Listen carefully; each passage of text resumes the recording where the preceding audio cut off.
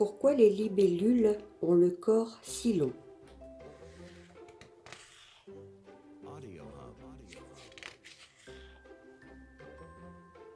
Il était une fois un village où hommes et bêtes vivaient en harmonie et où la paix régnait. Chaque matin, les villageois s'éveillaient au chant du coq et se mettaient à vaquer aux tâches de la journée. Chaque matin, le coq attendait le coassement strident de la grenouille pour lancer son cocorico claironnant. Et il en allait ainsi jour après jour depuis l'aube des temps. Mais il suffit de peu de choses pour que tout bascule.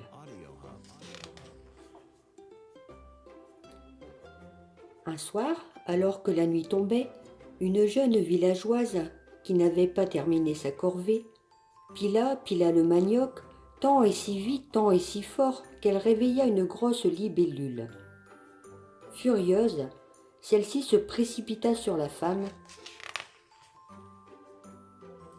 et la piqua. De douleur, la villageoise lâcha son pilon.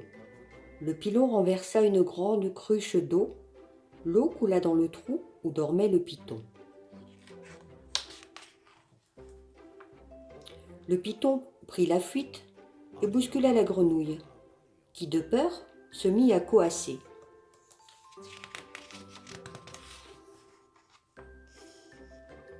Alors, le coq chanta.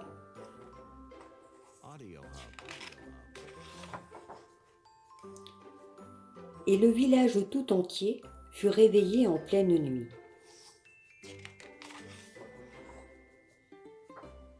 Personne n'avait assez dormi.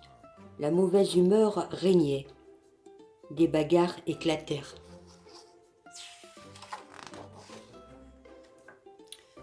Le chef du village était consterné.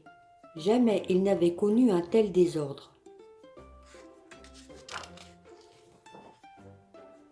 Il convoqua le coq. « Ce n'est pas ma faute, chef. Si j'ai chanté, c'est parce que j'ai entendu la grenouille coasser. » Le chef convoqua alors la grenouille. « C'est à cause du serpent, s'écria-t-elle. J'ai eu si peur, il m'a attaqué. »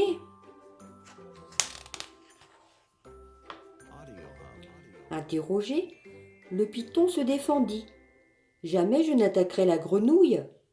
Mais quelqu'un a inondé ma maison et j'ai dû m'enfuir. » La jeune villageoise s'avança. « Chef, je n'ai pas voulu chasser le serpent de chez lui, mais j'ai été piquée par la libellule. J'ai fait tomber mon pilon, la cruche s'est renversée. » « Suffit !» s'écria le chef exaspéré. « Libellule !»« Oui, chef, » fit une toute petite voix. « Tu as mis tout le village sans dessus-dessous. Pour cela, tu iras en prison. »« Mais, chef, suffit !» hurla le chef qui crut en avoir assez entendu. La libellule fut donc emmenée, emprisonnée, puis enchaînée. Comme elle se débattit, elle tira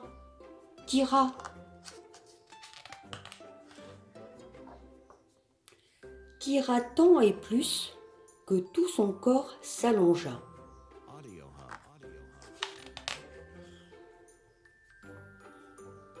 Et c'est depuis ce temps-là, dit-on, que les libellules ont le corps si long.